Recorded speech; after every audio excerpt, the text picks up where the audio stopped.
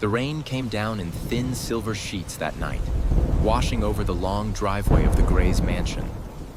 Emma stood by the window, lightning flickering across her face. Her hands trembled around a glass of wine she hadn't tasted. That house, Claire's house, now belonged to her. Her best friend's husband, her best friend's home, her best friend's life. All hers now. And yet, the victory didn't feel like triumph. It felt heavy, like a curse wearing a silk dress. Claire had always made life look effortless. Dinner parties glowing with laughter, holidays in Italy, a husband who adored her every move. Emma had smiled through them all, her envy buried under polite giggles and compliments. But every time Daniel brushed a kiss across Claire's hand, something sharp twisted inside her chest. She told herself it wasn't jealousy. It was admiration. But admiration doesn't make your heart race when your best friend leaves the room. It doesn't make you imagine what her husband's lips taste like.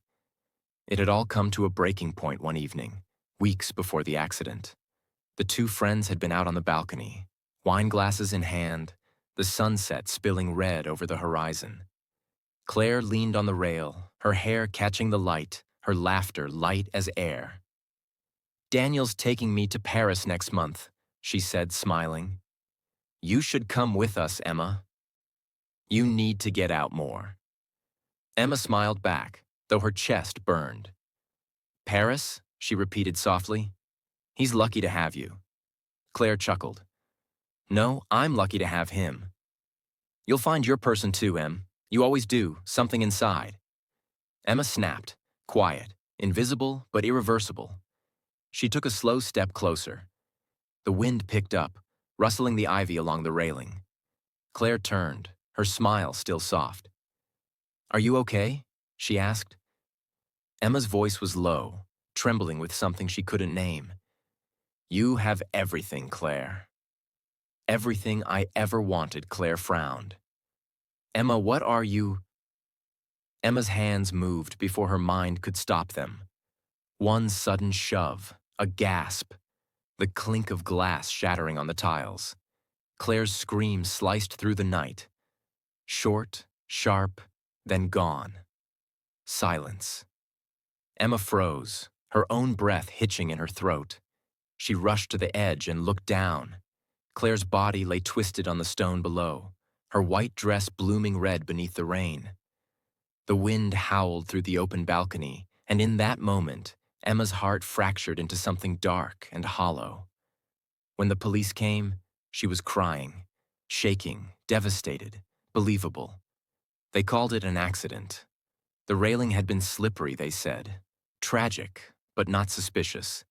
Daniel held her for hours, sobbing into her shoulder, thanking her for being there. She said nothing. She didn't need to. Now, weeks later, she was standing in the same house, in the same living room, but with a different name on the mailbox, Mrs. Emma Gray. She thought she could live with it, that the guilt would fade. But guilt has claws, and every night, it dug deeper. The first sign came as a dream, or maybe a memory.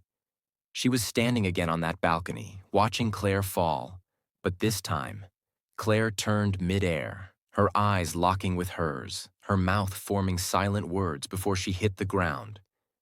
Emma woke, gasping, drenched in sweat, her throat tight. She told herself it was just her mind playing tricks. Just grief. Just guilt. But guilt didn't laugh in the hallways at night. The next evening, while brushing her hair, she heard it. A faint giggle behind her. Soft, familiar, feminine. She froze, brush halfway through her hair. Daniel was asleep beside her. The housekeeper had left hours ago. The laughter came again, this time from the guest room. Claire's old room. Emma's breath hitched. She set the brush down slowly and whispered, "Daniel." No answer. Her bare feet carried her down the dim hallway. The air was cold, unnaturally cold. She stopped outside the door, hand trembling as she turned the knob. The laughter faded into silence. Inside, the room was still, but the faint scent of roses filled the air. Claire's perfume.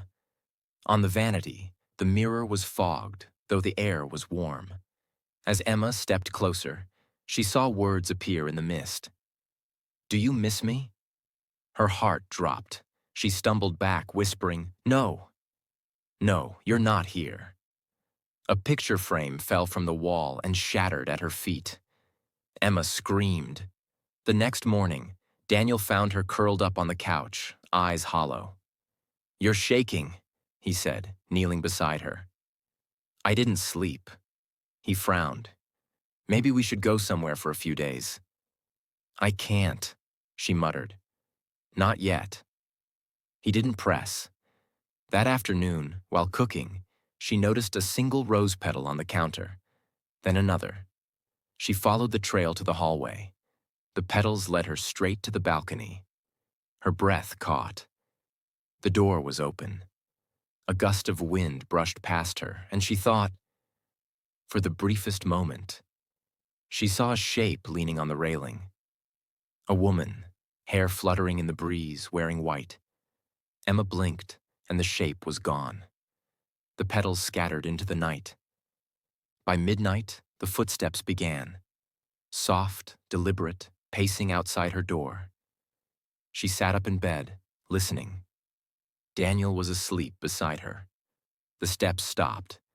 Then came the whisper. "You pushed me." Emma's scream woke Daniel. He grabbed her shoulders. "What is it?" She couldn't answer. She only stared at the door, shaking, whispering. "She knows." The next morning, the scent of roses lingered in the air. If you've been drawn in this far, take a breath. The haunting has only begun, and Emma's guilt is about to devour her. Before we continue to the shocking second part of The Wife's Shadow, subscribe to Vibe Tales, hit like, and drop a comment saying, "I'm ready for part 2. You'll need courage for what comes next.